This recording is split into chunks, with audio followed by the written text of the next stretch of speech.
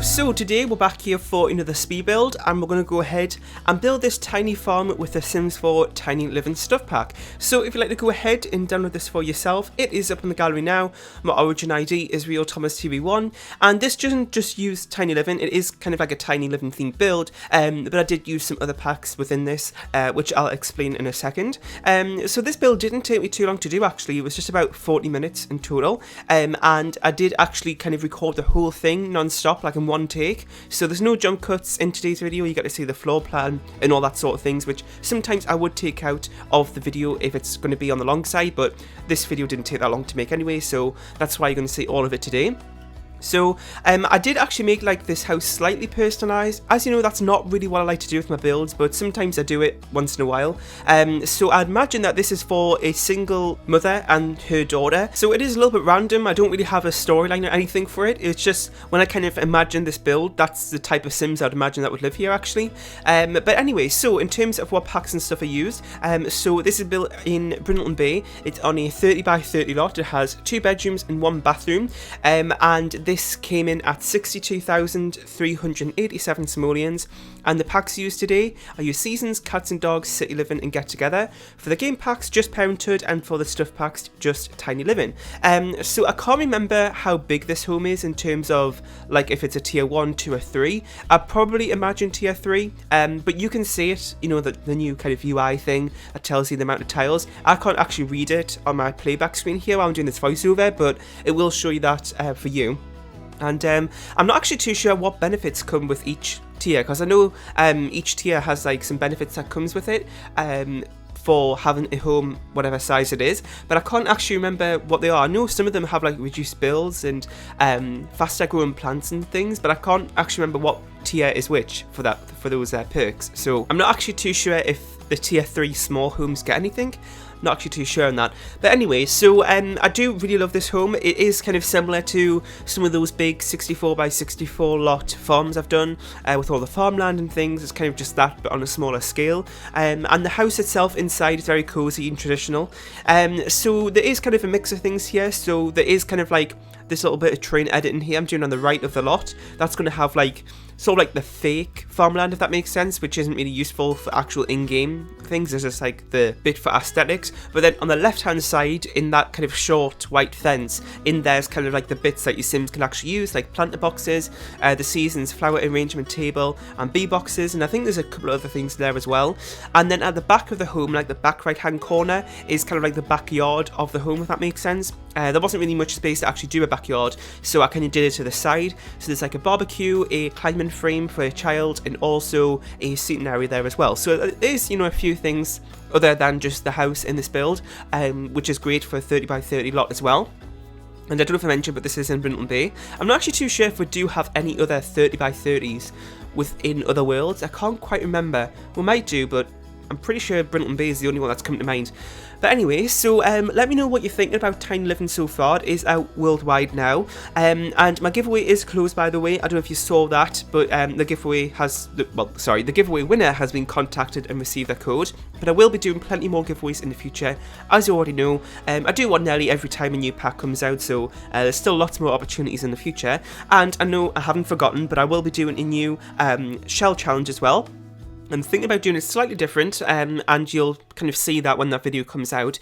It might be a few more weeks before you see that, but so you know, if you, just in case anybody's wondering what I'm talking about, I did do a shell build challenge a few weeks ago, but the gallery for console, the online version, wasn't available yet, which meant that console players couldn't participate in that challenge. So I'm going to be doing another one, as I said, and that'll be coming up pretty soon. Also, I'm kind of getting another cold again, some sort of like chest infection. I know I only had one a few weeks ago. I don't know how I'm getting another one again. Maybe it was just like lingering and hasn't fully, because it wasn't like the worst cold I've ever had. But anyway, so my voice, I can tell, is a little bit sort of weird. I will keep stopping and stuff, so the voiceover isn't that bad, hopefully.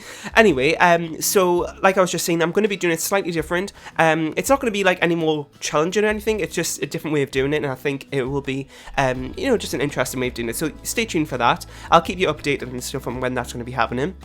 So we're kind of finished with the main exterior part. We've done a lot of the landscape, and we're just working on this little bit here where it's got like the actual sort of usable items for the outdoor space. And I do really like the landscape today. I kind of just went for very neutral landscaping and then red flowers. I've done this, like said this thing a million times, but and also as well, I do have a landscaping tutorial up, which is quite outdated now. I might do an updated version. But anyway, so what I normally do for landscaping is I'll choose like sort of like green coloured plants and things, which of course green, and maybe like the white ones, as I can say, like those white hydrangeas, and then I choose one other colour to go with that. So sometimes it's pink, purple, yellow, today it's red. I used to do like a whole like mix match of colours when I first kind of started building, but as I kind of look back at that now, I realise it doesn't look that realistic maybe. So I do try to focus on landscaping a little bit more and just kind of choose more of a refined colour palette, as fancy as that sounds, for the landscaping. But anyway, so we're just working on the backyard area here, and then we'll be working on the interior of the home. Sometimes what I do is like I do videos like the actual building process in random orders, so I might do, you know, mostly the exterior, the landscaping, and then do the interior of the home, and then come back to furnish the exterior bits afterwards. But today I kind of did it in more proper order, I suppose. So I did all of the exterior landscaping and outdoor activities, and then moved on to the interior last. So I went for a fairly neutral colour scheme within this build. I did go for darker floors just for a change. When I'm doing kind of like very bright or white colour schemes, I normally go for like a creamy colour or white coloured wood as well. So today I just decided to switch that up a little bit and go for darker ones in most of the parts of the home. The kids' room does have carpet though. So yeah, I just went for a neutral colour scheme in the main part of the home and in the master bedroom, and then the kids' room is slightly personalised as well, as I said earlier. And yeah, so the space inside the home, for being a tiny home, it isn't that small, I would say.